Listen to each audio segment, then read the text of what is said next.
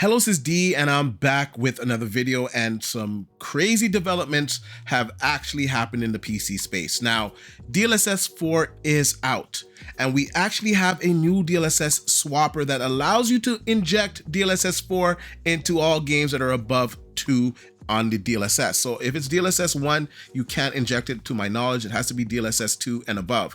So I was in the process of actually injecting it.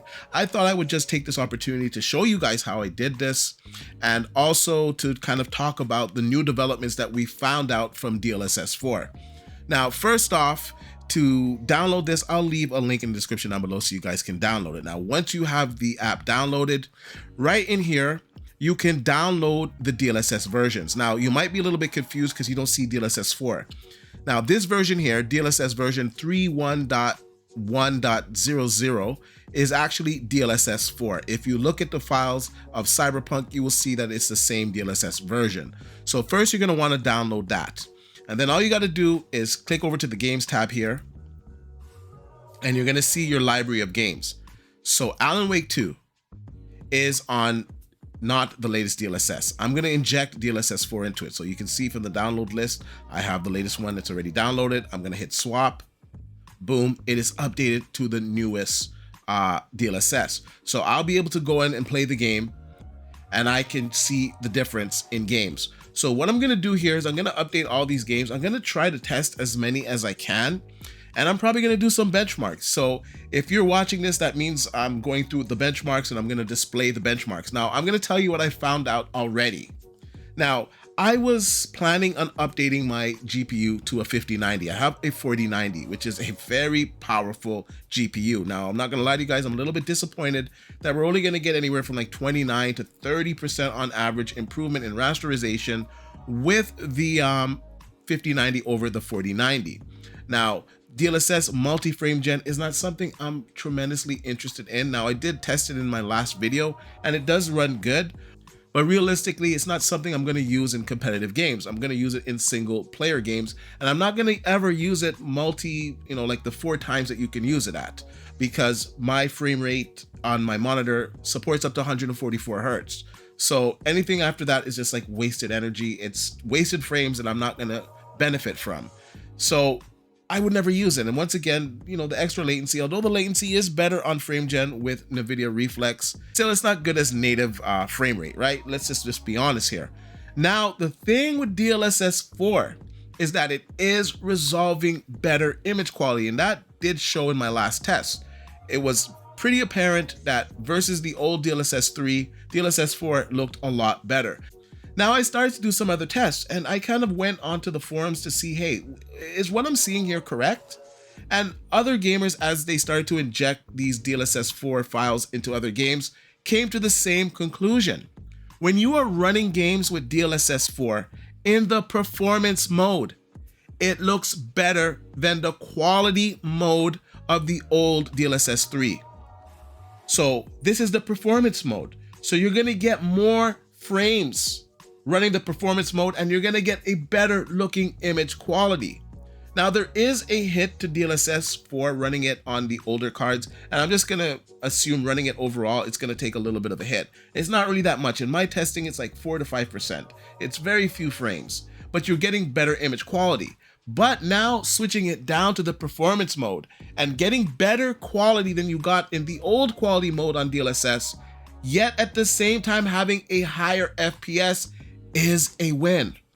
Now, with the only 30% increase in performance on the 5090, I don't know if it's worth upgrading to once again. And also, I'm not going to be using multi-frame gen. So I'm going to have to really mull over what I'm going to do on purchasing a 5090. I might still get one and just sell my old 4090 to offset the cost, because the 4090 still is at a very good price. I can get a lot of the money back that I paid for it in the initial purchase of it. So I'm not too worried about that. So I might do that. But in all honesty, this update, or I should say this performance update that I'm getting from DLSS 4 really doesn't make it necessary. So what we're going to do right now is we're going to put this to the test. We're going to test a few games here. I don't know how many games I'm going to get a chance to test, but we're going to test them in the performance mode, and then we're going to test it in the quality mode of the old DLSS, and then we're going to put them side by side, the frame rate, to see the performance metrics as well as the image quality. Now, I'm going to do my best to capture this at the best image quality possible. So it's going to be at 4K. We're going to put them side by side. And of course, I'm going to mark which side is performance and which side is quality. If we have some more time, maybe we'll test some other modes. Maybe we'll test the ultra performance mode and see how it compares to maybe the balance mode of the old DLSS. So we'll do a few of those tests, but I gotta say the initial reaction from me is that this is fantastic. This is a free performance upgrade for anyone that has an RTX card, specifically those that are having a 4090. It's gonna be a significant upgrade. For those that have a 3060 Ti, it's also going to be an upgrade because you don't have to run it in quality mode. You can run it in performance or maybe ultra performance mode and get much better image quality and better frame rate. So this DLSS 4 update is a lot bigger than I think a lot of people anticipated it being. I think it's so big that it makes it less likely that a lot of people are going to buy the 5000 series GPUs. So without further ado, let's go through the benchmarks. I'll come at the end and I'll summarize everything that we've seen. Okay, so we are back to testing Cyberpunk 2077. So we are going to test both the old CNN network as well as the new Transformers. Now, this test, I'm not going to be doing any type of frame gen. We just want to see the performance gains that we get from using the performance mode in the Transformers model versus the quality mode in the old CNN model. So I might throw in some other tests, maybe in ultra performance if I have enough time, and we can compare the image quality and frames per second on both the old CNN network as well as the Transformer model, if enough time provides, because I don't want to be here all night just doing a bunch of benchmarks. I just kind of want to see for sure if the performance level is giving us image quality that is comparable to the quality level on the old convolutional neural network. So here's the benchmarks.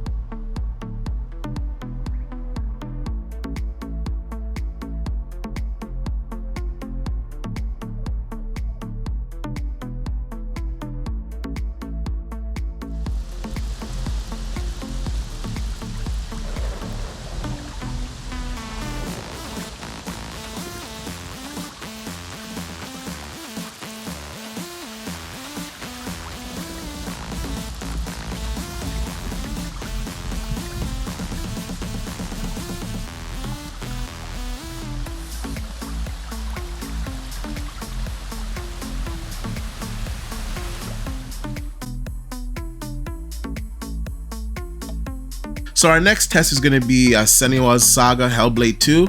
We're going to be testing the old DLSS, so on the CNN network, as well as the new DLSS 4 on the Transformers network.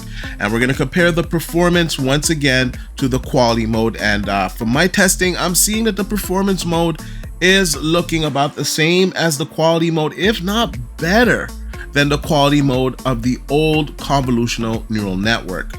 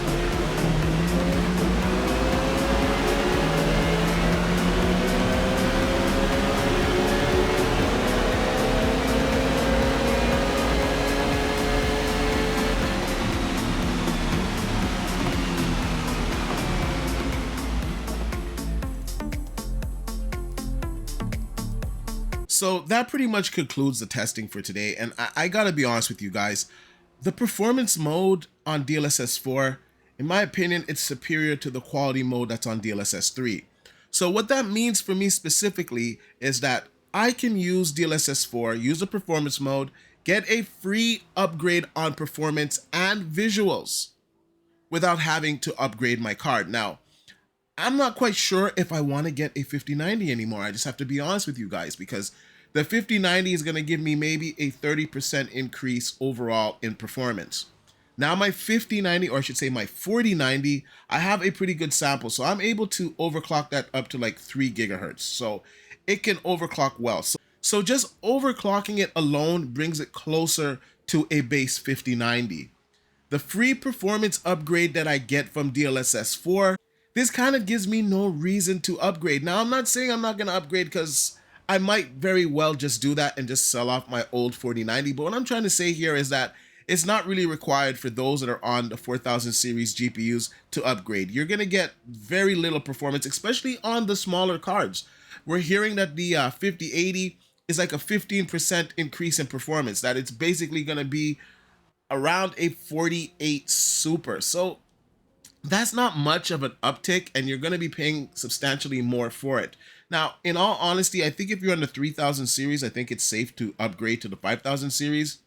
I think if you are wanting to get a 5000 series card, I think that the 5070 Ti is probably going to be the best bang for your buck. Now, in the upcoming week, we're going to have some more benchmarks on the 5080, and of course, next month, we're going to have the benchmarks on the 5070 and 5070 Ti.